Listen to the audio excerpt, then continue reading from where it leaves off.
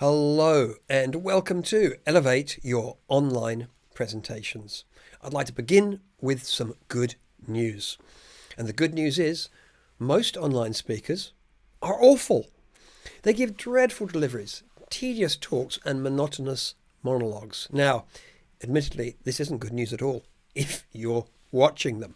But it's very good news if you are an online presenter, because you only need to make one or two small changes to significantly increase your ability to connect, to engage, to help people to learn and make important changes in their lives. Small changes. We're not looking for perfection or polish here. In fact, those things do not help us to connect.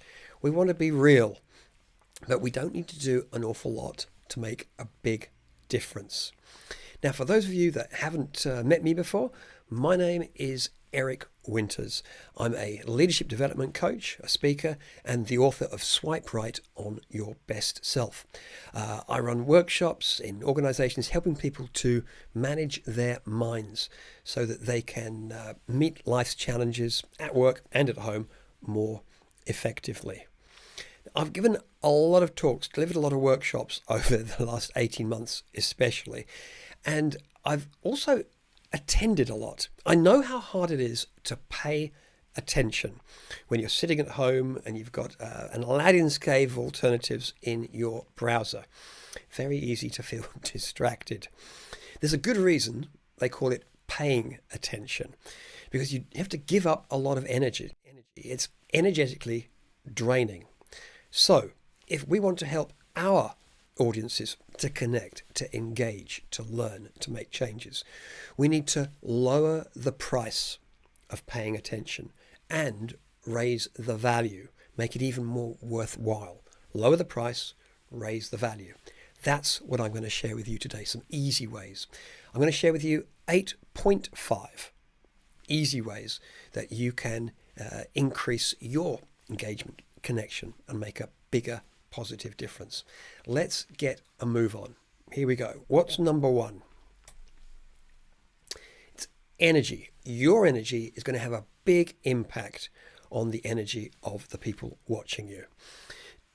Too many times people will arrive at a workshop with kind of medium level energy and it's a downer right from the start. So open your presentations with high energy and maintain it. We're not looking for an artificial version of yourself, but be aware that the camera steals energy. When you're standing in front of your camera or sitting in front of it, there's something about it which depletes our own energy. So we have to make a special effort to dial it up. Something else we can do to raise our energy is stand. I'm standing right now. I put off getting a standing desk for the longest time. I thought mistakenly I had to replace my entire desk. I now know better. You can actually put a sort of a small desk on top of your regular desk and lift that up and down. It's very clever, doesn't cost very much, and I have a lot more energy in my presentations. Also, when you're sitting, it's very easy to slouch, kind of lean on your elbows and get humped over, and that depletes your energy too. Much harder to slouch while you're standing. There's a lovely quote by Richard Feynman, the theoretical physicist, and here it is. Students don't need a perfect teacher. Students need a happy teacher who's going to make them excited to come to school and grow a love for learning. If you're giving a talk or delivering a workshop, training, be glad. Be glad, be happy, and it'll make a big difference to your ability to connect to your students, because they'll be glad and happy that you're there. This is number one, energy. Number two. Here's a question for you. What is it about dogs that makes them so adorable? There's a number of possible features. Is it their furry faces? Is it that they seem to be perpetually smiling? They seem very cheery, don't they? I was told recently that people have never, this person talking to me said they'd never seen an unhappy dog. I think I can think of one or two faces that were borderline, but by and large, dogs are pretty cheery, aren't they? But it's not that I think makes the difference. What I think makes the difference is dogs are unlike any other animal on the planet. They've got a lot going for them, but one of the things that really differentiates them, sets them apart, is that they're the only animal, apparently, that makes eye contact with a human being and holds it. Your cat will glance up at you disdainfully most of the time and then march away. Gerbils won't give you the time of day. The dog, though, you can depend on a dog to look at you and hold your gaze. That's how we connect, by holding the gaze. So if you're going to talk to an audience online, you need to make eye contact. You need to look at them.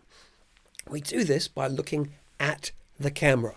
We need to be addressing the camera and not talking to the photos of people, not looking at our slides, but looking at the camera.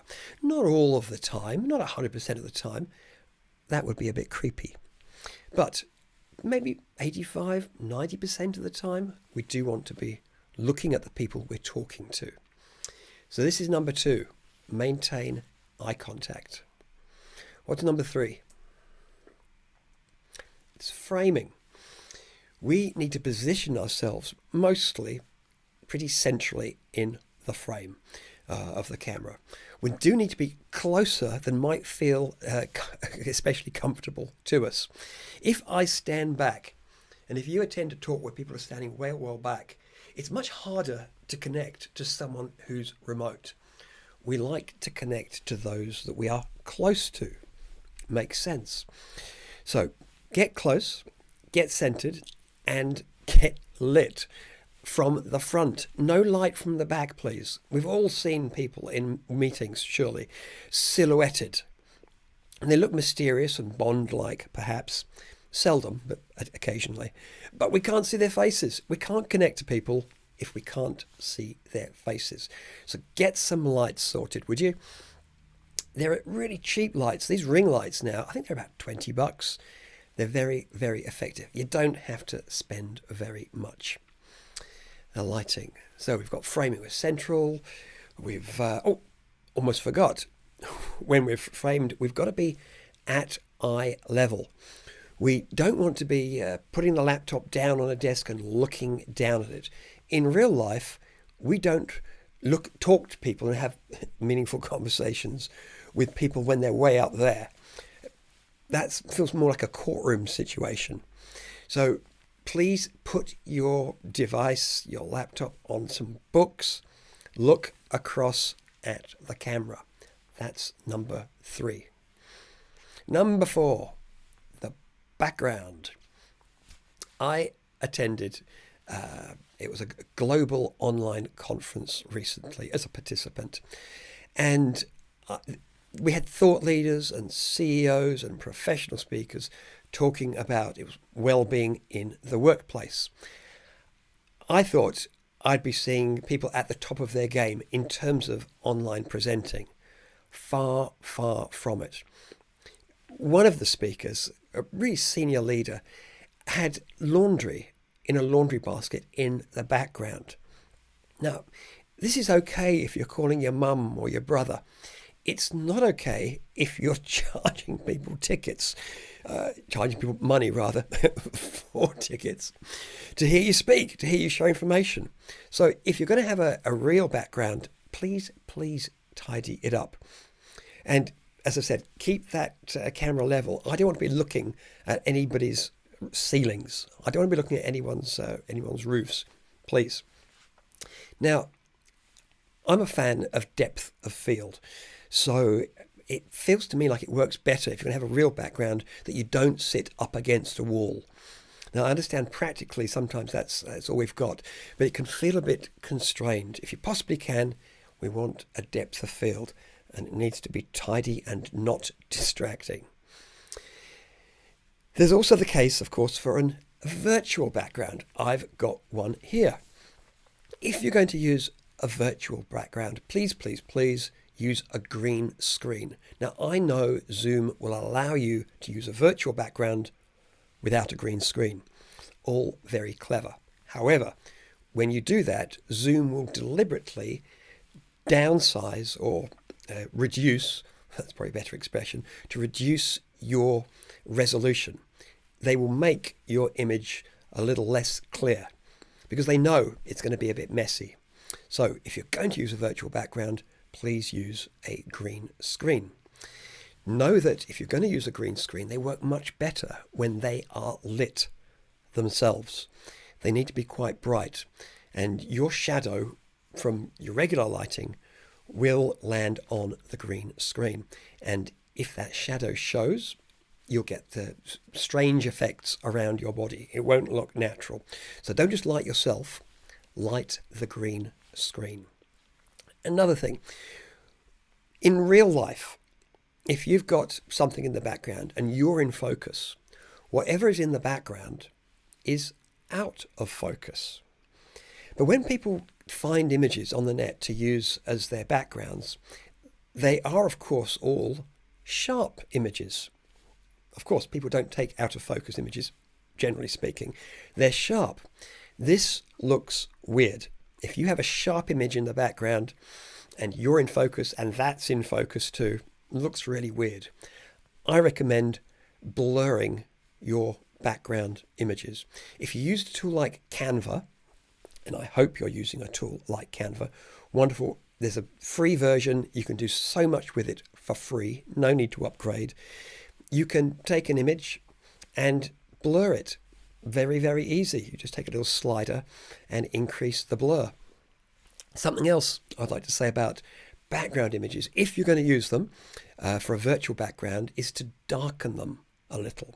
So this image I've got in the background, I've darkened it. The reason is that the edge looks much better against a dark background. So blur it and darken it. On to the 0.5. I mentioned in total there was going to be 8.5 ideas to elevate your online presentations. Here's the 0.5. I wasn't quite sure if this merited being number 9 or not. You can let me know. It's this. This is something I learned from the online presenter and real world presenter Russ Harris. He does this really, really well. When he's giving a presentation online, let's say it's a PowerPoint presentation, you'll know in something like Zoom, you can share your screen. And he'll do that. He'll share his screen. He'll show us a few slides. Then, after every few slides, he stops the share, comes back to a screen where it's just him talking to the people, making eye contact, explaining the ideas. And I suggest we all take a leaf out of Russ's book and do that. Rather than punishing people with 20 or 30 slides, instead, after every few slides, stop the share. Address people, talk to them, maybe answer any questions. That was the 0.5. What do you think? Was that worth being number 9? I'm going to leave it as the 0.5. Moving on. What's the number 5? The webcam. All webcams in laptops are of very low quality. All of them. When you buy a laptop, even a top-end laptop, they just don't put very much investment into the webcam part of the laptop. They could, but they choose not to manage costs, I guess.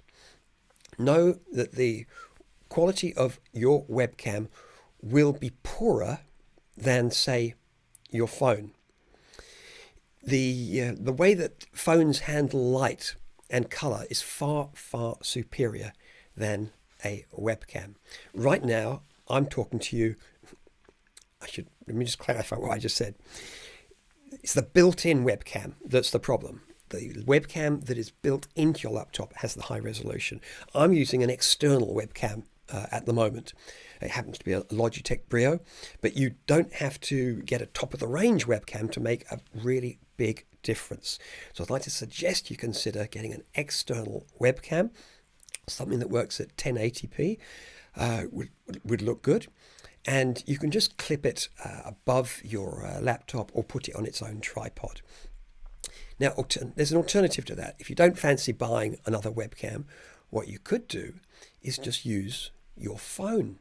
you can turn your phone into a webcam with a bit of software. It's called Epoch Cam.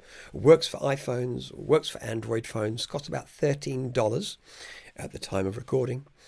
$13, and you'll spend more, I think, on a little tripod for the phone than you will on the software. Cameras in phones are far superior to all built-in webcams. Something to consider. Now, microphones. Microphones again, the microphones that are built into your laptop are low quality. Now, we've kind of got used to hearing people speak on microphones. We think it's normal, but it's actually quite a low quality. Now, right now, I'm talking to you using an external microphone.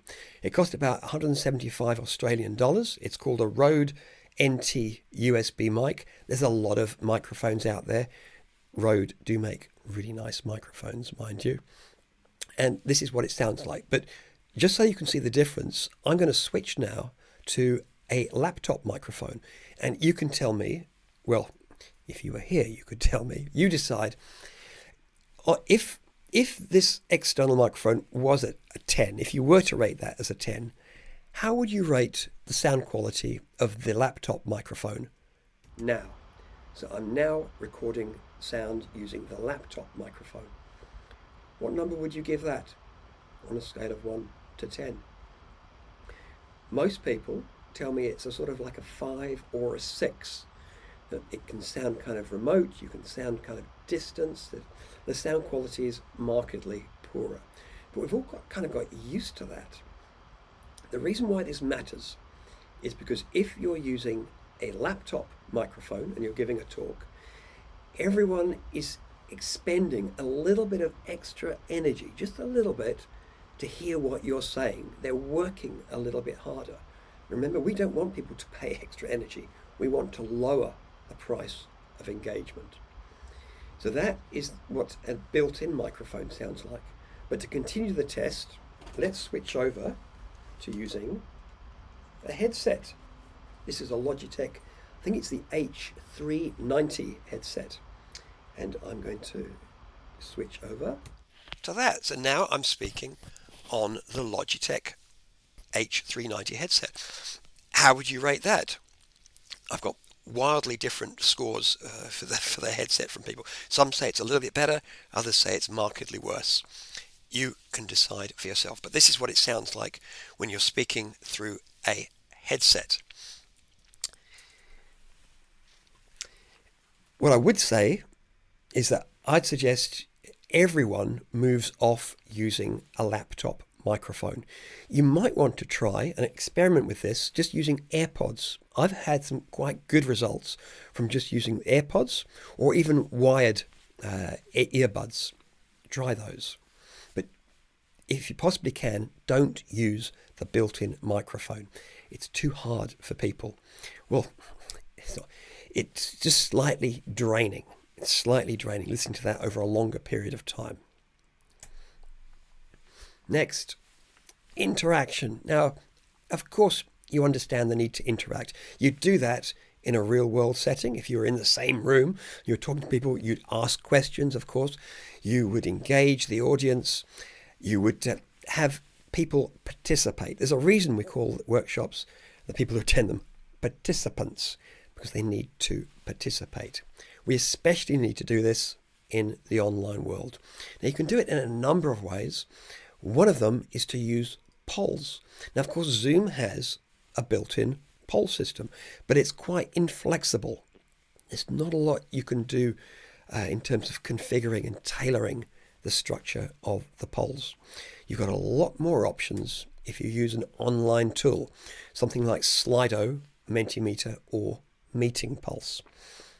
Now, Slido and Mentimeter, if you've used those, you'll know that when you set up a poll, you're given a unique number for that poll. And what you do is you tell your audience, please go to Slido or sli.do or mentimeter.com and enter this special unique number and you'll get the right poll.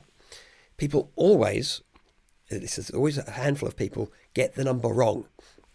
type it in wrong, and they call back, what was that number again? If you use something like Meeting Pulse, there is no unique number. You get a URL. You just need to put that URL, web link, into the chat box, and people just click it. Tidy. Very, very nice. All of these interaction tools, as you probably know, have free versions. I think you can mostly just use the free versions. There's no need to upgrade. That's interaction. That was number 7. Number 8, the virtual camera. Now, this presentation that I've been giving today has been using a virtual camera. All of these graphics and things moving on the left-hand side have been bundled in with my webcam. So what a virtual camera is an amalgam, a collection of your webcam with perhaps images, video, it could be websites, and even an iPad, if you like. All sorts of different sources can be bundled up into what's called a virtual camera, which is passed across to Zoom, which thinks it's just a regular camera.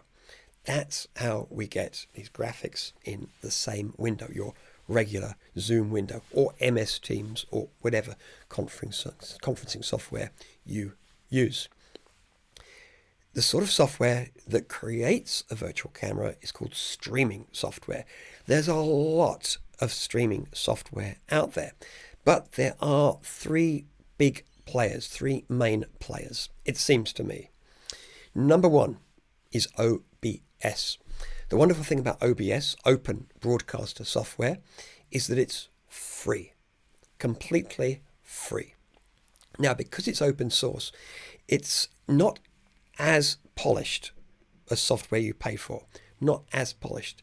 It's a little bit clunky, but you know what? There's an awful lot of YouTube videos and enthusiastic supporters of OBS because it's free.